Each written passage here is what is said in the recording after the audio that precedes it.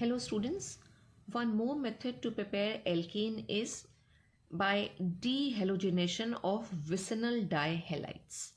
इससे पहले हमने डीहाइड्रोहेलोजिनेशन किया था एल्काइल हैलाइड्स का और हमने एल्कीन्स प्रिपेयर करी थी और आज की क्लास में हम डीहाइलोजिनेशन को समझेंगे.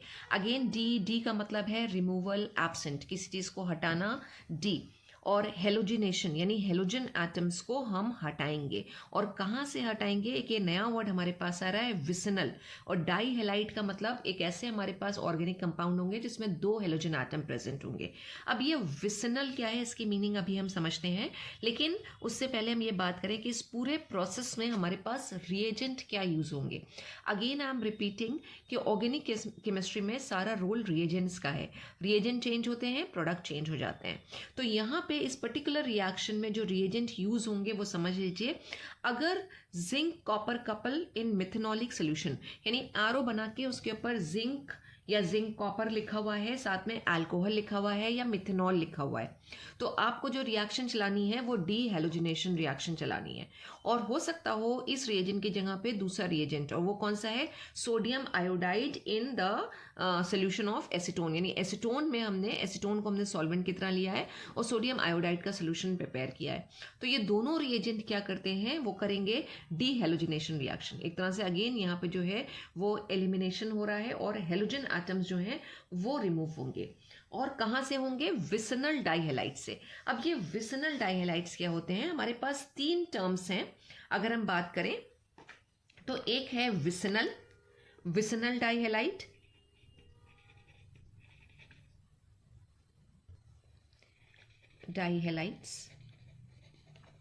दूसरा वर्ड है जेमाइनल, जिसको जेम शॉर्ट में लिखते हैं, जेमाइनल डाइहेलाइड्स.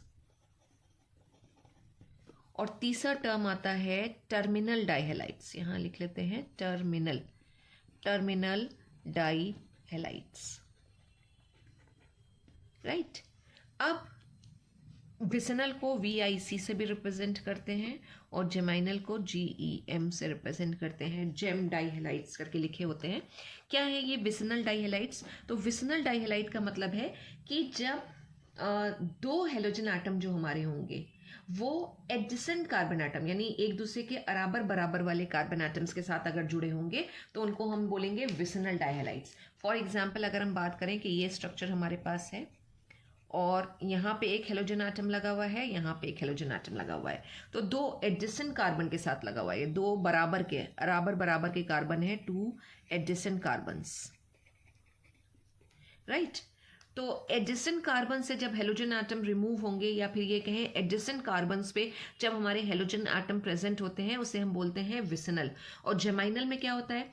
जेमाइनल में दोनों हेलोजन एटम सेम कार्बन के साथ जुड़े होंगे, दोनों हेलोजन एटम सेम कार्बन के साथ. यानी अगर हमारे पास ये कुछ स्ट्रक्चर है CH3, CH2 और CH और 2 हेलोजन एटम है Br जो इसी कार्बन के साथ जुड़े हुए हैं, सेम कार्बन के साथ जब जुड़े होते हैं तो उसको हम बोलते हैं जेमाइनल. और 2 हेलोजन एटम है तो डाइहेलाइड्स. राइट. ये किसका स्ट्रक्चर हो जाएगा? नंबरिंग हम इधर से शुरू करेंगे 1 2 3. तो इसका कंपाउंड का नाम क्या होगा? 1,1 डाइब्रोमोप्रोपेन. ठीक है.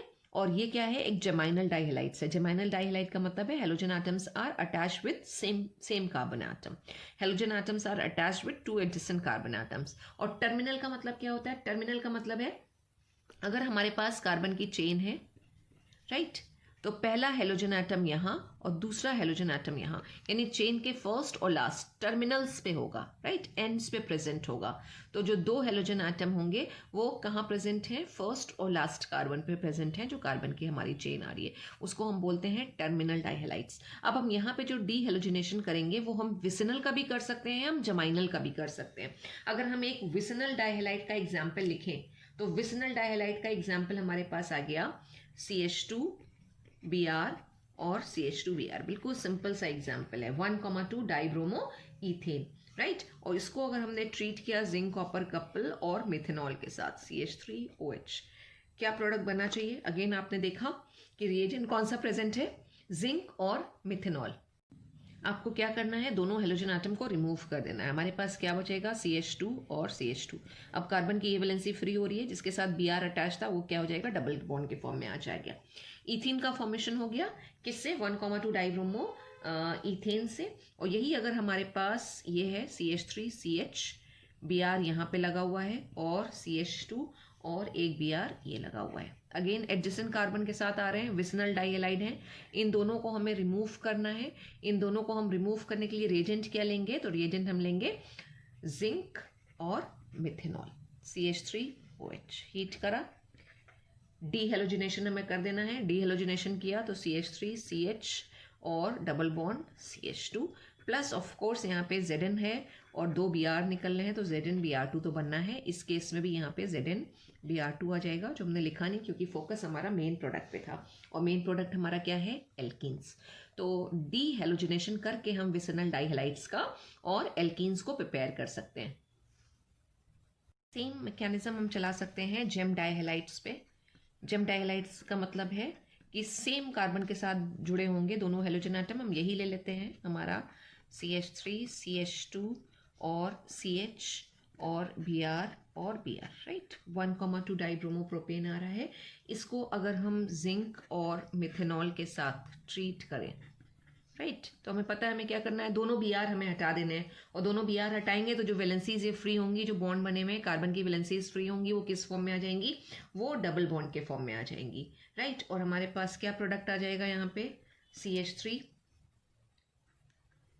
और CH और डबल बॉन्ड CH2, यानी प्रोपीन बन के आ गया, प्रोपीन, राइट। और प्लस और क्या आ जाएगा? ZnBr2। वे हमारे पास एक और रिएक्शन है एल्कीन्स बनाने का, और वो है controlled partial reduction of alkynes. यानी अगर हम देखें तो एल्काइंस और एल्कीन्स में सिर्फ 2 हाइड्रोजन आटम का डिफरेंस होता है। यानी एल्काइंस में अगर हम 2 हाइड्रोजन आटम जोड़ दें तो वो एल्कीन्स में कन्वर्ट हो जाएंगे। जनरल फॉर्मूला एल्कीन्स का CnH2n है, एल्काइंस का CnH2n-2। तो अगर हम 2 हाइड्रोजन आटम जोड़ दें तो CnH2n में अगर 2 हाइड्रोजन जोड़ रहे हैं +2, तो रिजल्टेंट क्या आ जाएगा? CnH2n, यानी एल्कीन्स का फॉर्मूला आ जाएगा। लेकिन प्रॉब्लम रिएक्शन में क्या है कि अगर हम कंप्लीट हाइड्रोजनेशन करने की कोशिश करेंगे, जो हम बेसिकली किसकी प्रेजेंस में करते हैं हाइड्रोजनेशन? निकिल, प्लैटिनम या फिर पैलेडियम। अगर हम वो करने की कोशिश कर रहे हैं तो कंप्लीट हाइड्रोजनेशन होगा और हमारे पास एल्कीन्स ना बल्कि एल्केन्स बन जाएंगे। तो हमें क्या करना पड़ेगा उस केस में? जैसे भी हमने हेडिंग पढ़ी, हमें क्या करना है? कंट्रोल्ड रिडक्शन कराना है या फिर पार्शियल रिडक्शन कराना है। यानी अगर हम बात करें एल्कीन, हमने एल्काइंस लिए हैं और एल्काइंस में अगर हम हाइड्रोजन जोड़ रहे हैं तो रिएक्शन एल्केन्स तक ना जाए बल्कि एल्कीन्स पे ही खत्म हो जाए। कंप्लीट रिडक्शन होना है, हाइड्रोजनेशन होना है, तो एल्कीन्स में भी हाइड्रोजन जुड़ेगा और एल्काइंस जो है वो एल्केन्स में कन्वर्ट हो जाएंगे। हमें रिएक्शन इसी स्टेज पे स्टॉप करनी है। उसके लिए हमें पार्शियल रिडक्शन करना पड़ेगा, पार्शियल रिडक्शन, राइट। अब पार्शियल रिडक्शन किस रिएजेंट की प्रेजेंस में होता है? फिर क्वेश्चन आ गया। तो पार्शियल रिडक्शन जब भी हमें करना है, पार्शियल हाइड्रोजनेशन जब भी हमें करना है, तो हम जो कैटलिस्ट यूज करते हैं उसका नाम देखिए क्या है? Lindlar's catalyst. लिंडलर्स कैटलिस्ट जो है वो पार्शियल हाइड्रोजनेशन के लिए यूज होता है। अगर हम एल्काइंस को रिएक्ट कराएं with hydrogen in presence of Lindlar's catalyst, जो है क्या? वो है पैलेडियम, जिसकी रिएक्टिविटी को हम कम करते हैं, और जो रिएक्टिविटी को हम कम करते हैं उस चीज़ के लिए हम यूज़ करते हैं टर्म पॉइजन। तो पैलेडियम को हमने पॉइजन किया हुआ है, उसकी रिएक्टिविटी को रिड्यूस कर दिया है, और किसके साथ ट्रीट कराया है उसको? हमने कैल्शियम कार्बोनेट या फिर बेरियम सल्फेट। तो अगर किसी रिएक्शन में लिखा हुआ है पैलेडियम पॉइजन्ड विथ कैल्शियम कार्बोनेट और बेरियम सल्फेट, तो उसका मतलब वहां पे क्या हो रहा होगा? वहां पे एडिशन ऑफ हाइड्रोजन तो हो रहा होगा, यानी पार्शियल मतलब एडिशन ऑफ हाइड्रोजन तो हो रहा होगा, लेकिन एल्केन्स ना बनेंगे, एल्कीन्स बनेगा। दैट मीन्स पार्शियल रिडक्शन हो रहा होगा, पार्शियल हाइड्रोजनेशन। तो फॉर एग्जाम्पल अगर हमने यहाँ पे ये प्रोपाइन लिया हुआ है और प्रोपाइन में अगर हम हाइड्रोजन को ऐड कर रहे हैं तो प्रोपेन नहीं बनेगा, क्योंकि हम पार्शियल रिडक्शन कर रहे हैं, और यहाँ पे जो हमारे पास प्रोडक्ट आएगा वो होगा प्रोपीन। प्रोपीन का फॉर्मूला लिखना है हमें, CH3CH डबल बॉन्ड CH2, तो ये प्रोपीन का फॉर्मेशन होगा। तो this is one more method to prepare alkenes, और मेथड का नाम क्या है? By controlled partial reduction of alkynes. Thank you so much students.